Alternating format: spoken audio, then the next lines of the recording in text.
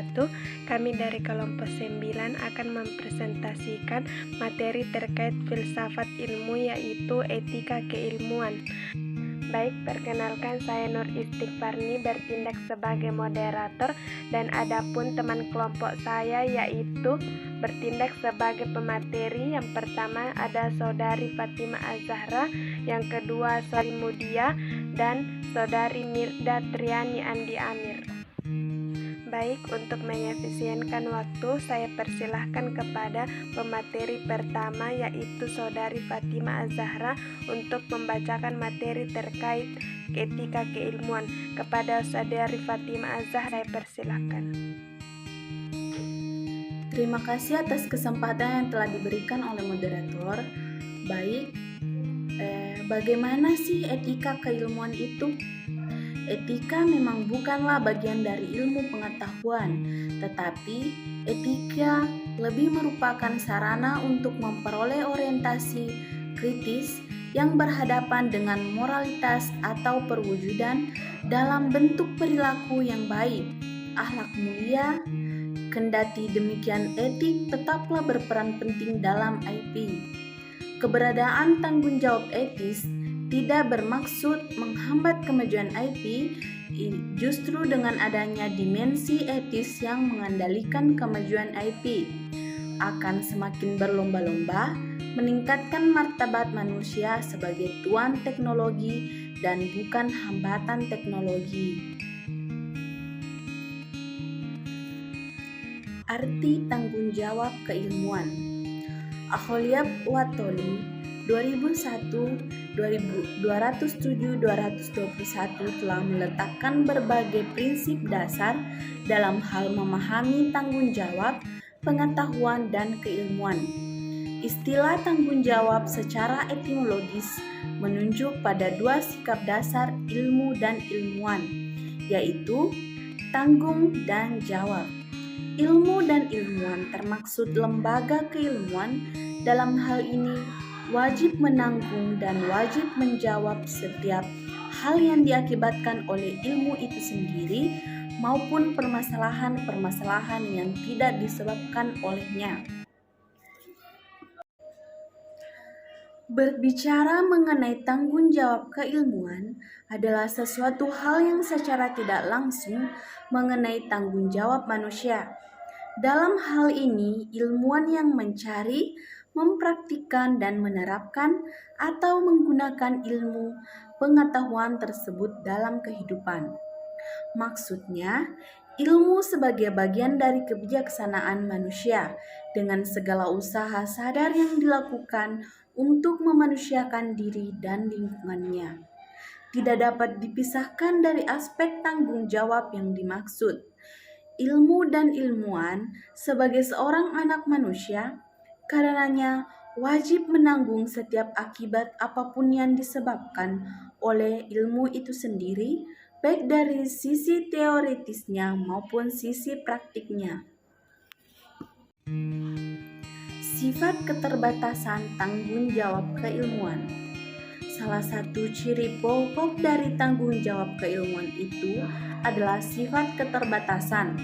Tanggung jawab keilmuan memiliki sifat keterbatasan dalam arti bahwa tanggung jawab itu sendiri tidak diasalkan atau diadakan sendiri oleh ilmu dan ilmuwan sebagai manusia, tetapi merupakan pemberian kodrat sebagaimana manusia tidak dapat menciptakan dirinya sendiri, tetapi menerimanya sebagai pemberian kodrat, maka demikian pula halnya ia tidak dapat menciptakan tanggung jawab.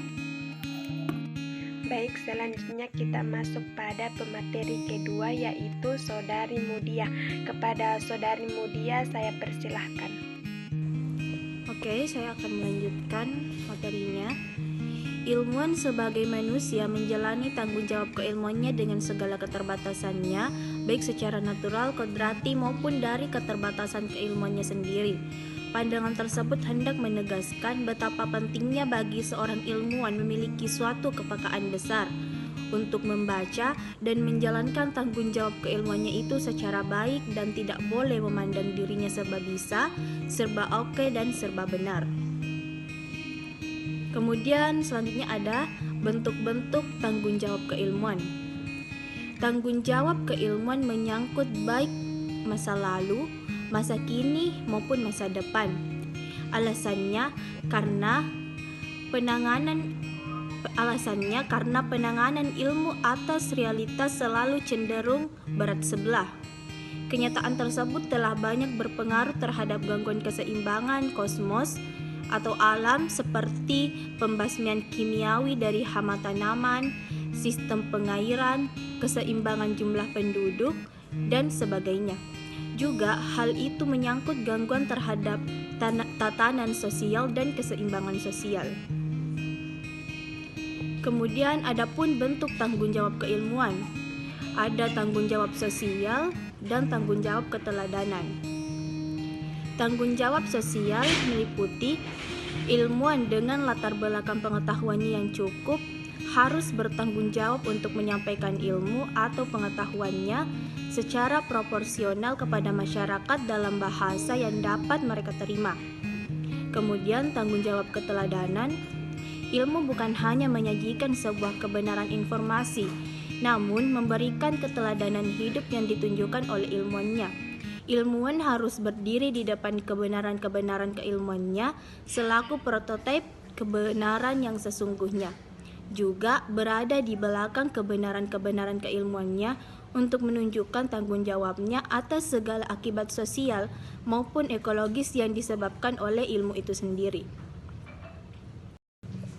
Kemudian bentuk-bentuk tanggung jawab keilmuan selanjutnya ada sikap tanpa pamrih. Sikap tanpa pamrih dalam keilmuan penting pula dalam rangka mengatasi ketidakdewasaan manusia. Sikap dapat memungkinkan manusia mengenal keterbatasannya, makin belajar mengenal dan semakin baik menguasai dirinya sendiri, pikirannya, emosinya, keinginannya dan sebagainya dan juga realitasnya.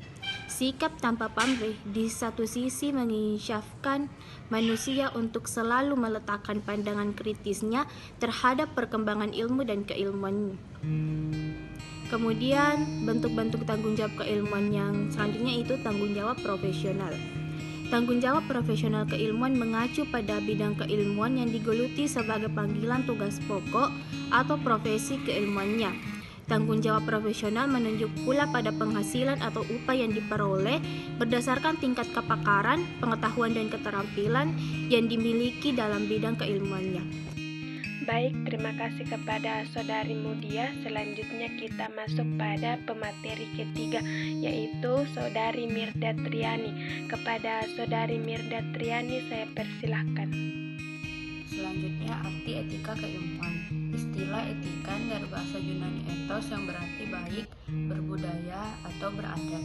Jadi etika keilmuan mengandaikan adanya tatanan nilai-nilai kebaikan atau etis dalam keilmuan, baik dalam mengusahakan ilmu maupun dalam menerapkan ilmu bagi kepentingan manusia. Ilmuwan dan keilmuan karenanya perlu didasarkan pada sebuah sikap kesadaran etis yang kuat.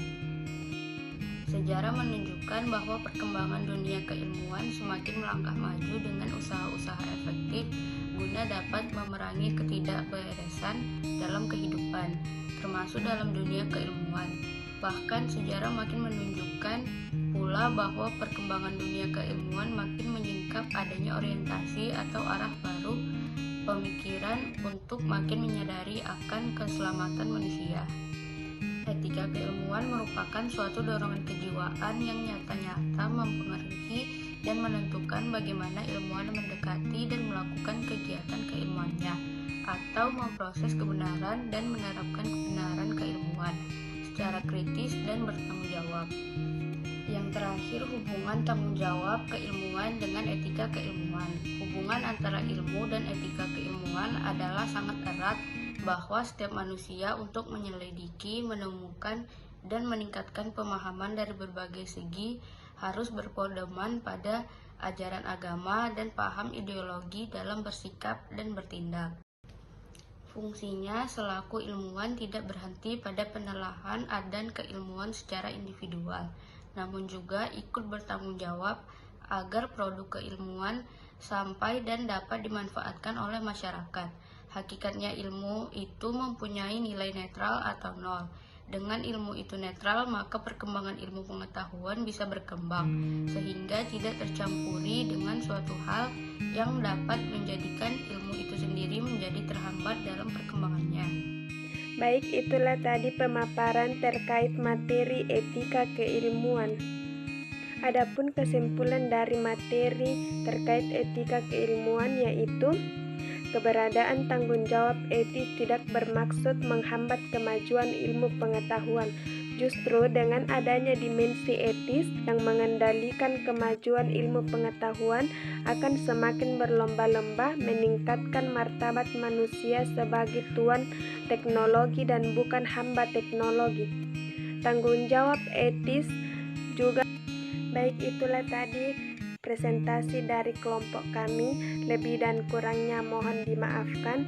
Assalamualaikum warahmatullahi wabarakatuh.